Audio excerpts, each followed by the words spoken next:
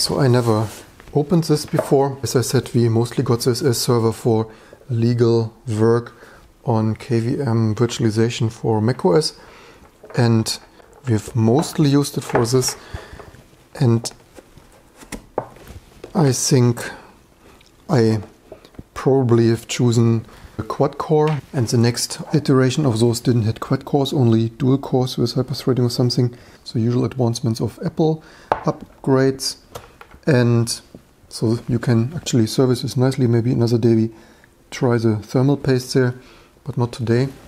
So these are probably case latency 11, 2 GB rank 1, not really further specified, but they are only PC3. Why did they write on the website? I should have opened this. You can really not rely on any product listing and compatibility. They were, I'm pretty sure, people listed their compatible. Maybe then this other Mac website was right and they are 1.5 volt after all, because I do not have PC3L but PC3. That is of course really unfortunate then, and they unfortunately really PC3, not L, and 12,800, not 16 like they have written on some other websites. So not really sure this will work when you do not. Were these vendors so clever to code this, or let's see if this works. It fits in though.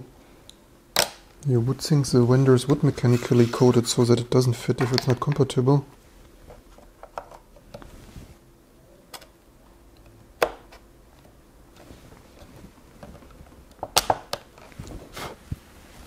So then, let's see what happens from these numbers. Not really convinced that this would work. I should have opened it before ordering. But this is of course Windows like Apple not listing it themselves, and then each website has another listing that is not fully correct. Interesting, it made the startup sound. Of course I should have had the recording running for this already. And it displays gray, so I would guess it would not display any gray stuff there. This works surprisingly. Did not really expect that, as you see. So you also see that there was already for years running here a very old grub 2 for test reasons before we brought this into trunk. So why do they just work accidentally? Are these L modules compatible with non-L? Does this 1.35 volt also run with 1.5 volt? And also I should have benchmarked them. So maybe I take them out another day and benchmark them, because we upgraded from PC3 12,800 with probably case latency 11 to, what did we install, 16,000 something or so. Yeah, with CL9928. So would be interesting if the Mac BIOS actually configures them that fast. But for that we would need more time. I hope you liked this quick episode and learned something. Don't forget to share, like and subscribe for the next videos to come. At least once I was lucky here with this order, because with the ThinkPad I was not that lucky, and I'm also lucky that this works. Also the numbers do not match up entirely. Yeah, 16 gig free. Okay, actually the old ones also run here with 1600.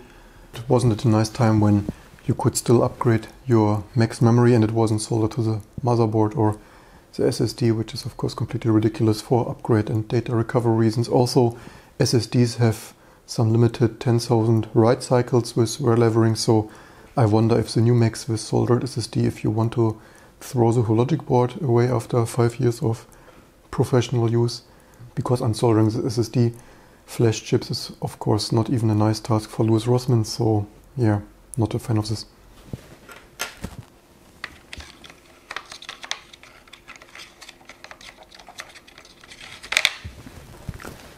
Don't really think SSL is faster though.